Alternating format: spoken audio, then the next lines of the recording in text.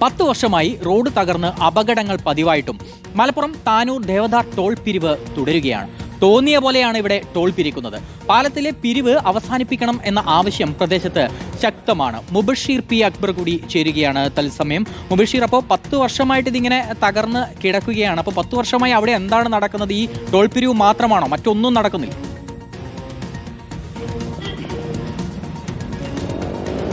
മറ്റൊന്നും തന്നെ നടക്കുന്നില്ല ഇവിടെ വിനേഷ്. അതായത് 2014 ഫെബ്രുവരിയിലാണ് എനിക്ക് പിൻഭാഗത്ത് കാണുന്ന Tanur Devadhar railway over bridge ഇവിടെ നിർമ്മിക്കുന്നത്. ഓവർ ബ്രിഡ്ജ് നിർമ്മിച്ച സമയത്ത് ഇവിടെയുള്ള ജനങ്ങൾക്കൊക്കെ തന്നെ വലിയ ഉപകാരം ഉണ്ടാക്കുന്ന ഒരു വികസന പദ്ധതി കൂടിയായിരുന്നത്.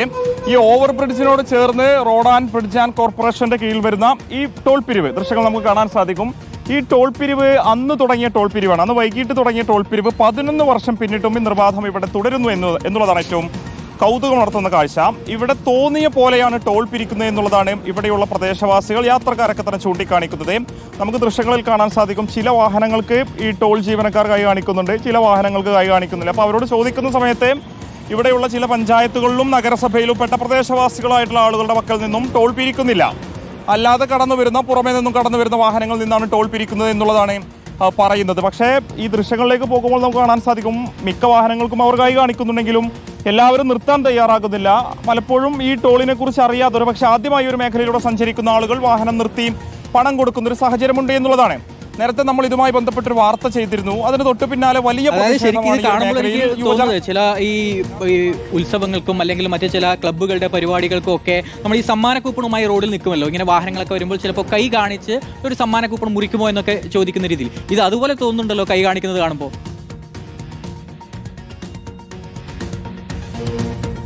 തീർച്ചയായും ഇവിടെയുള്ള ആളുകളോടൊക്കെ സംസാരിക്കുമ്പോൾ എന്തിനു വേണ്ടിയാണ് ഇവിടെ ഇത്തരം ഒരു ടോൾ പിരിവ് നടത്തുന്ന ചോദ്യമാണ് അവർ ഉന്നയിക്കുന്നത്. ഇതിൽ ഏറ്റവും പ്രധാനപ്പെട്ട കാര്യം വിനേഷ് നമ്മൾ മനസ്സിലാക്കേണ്ടത് ഈ താനൂർ ദേവധാർ പാലത്തിന്റെ മുകളിലൂടെ ആ റോഡിലൂടെ നിരവധി കുഴികളാണുള്ളത്. ദിനം പ്രതി 1, 2, 3 അപകടങ്ങൾ ഇവിടെ നടക്കുന്ന സാഹചര്യമുണ്ട് എന്നുള്ളതാണ് പ്രദേശവാസികൾ പറയുന്നത്. അതായത് തുടർച്ചയായിട്ട് അപകടങ്ങളുണ്ട്. പക്ഷേ ടോൾ പിരിവ് ഇപ്പോഴും തുടർന്നുകൊണ്ടിരിക്കുകയാണ്. ഒരു 4 ദിവസം മുന്നേ 2 പ്രായമായ 2 വന്ധ്യാവസ്ഥർ ഇവിടെ വന്ന് ആക്സിഡന്റ് ആയി തൊട്ടടുത്ത ഹോസ്പിറ്റലിലായിരുന്നു 2 ദിവസമായി. ഇന്നലെ ഡിസ്ചാർജ് ആയിട്ടുള്ളൂ. പോകുന്ന യാത്രക്കാർ, കുഴിയിൽ വീഴുന്ന യാത്രക്കാർ ഉൾപ്പെടെ ഇവിടെ ടോൾ കൊടുക്കേണ്ട അവസ്ഥയിലേക്കാണ് വരുന്നത്. പിന്നെ വർഷമായി ഇതാണ് അവസ്ഥ. 10 വർഷം കഴിഞ്ഞു, 12ാമത്തെ വർഷം അങ്ങനെ തോന്നണം. 10 വർഷം കഴിഞ്ഞു. പിന്നെ എന്താ വെച്ചാൽ ഇതിനൊരു റിപ്പോർട്ടറിന്റെ ന്യൂസ് വന്നതിന് ശേഷം പിന്നെ ഇപ്പോൾ എന്താ വെച്ചാൽ പ്രാദേശിക പാർട്ടികളും കാര്യങ്ങളൊക്കെ ടോളിന്റെ ഇത് ഏറ്റെടുത്തത്. സത്യത്തിൽ എന്താ വെച്ചാൽ ഈ റിപ്പോർട്ടർ ചാനലിൽ ഈ ഒരു ഇത് കൊടുത്തുകൊണ്ട് മറ്റുള്ളവരെല്ലാം കണ്ണടച്ചു എന്നാണ് ജനങ്ങളായ ഞങ്ങൾ വിശ്വസിക്കുന്നത്.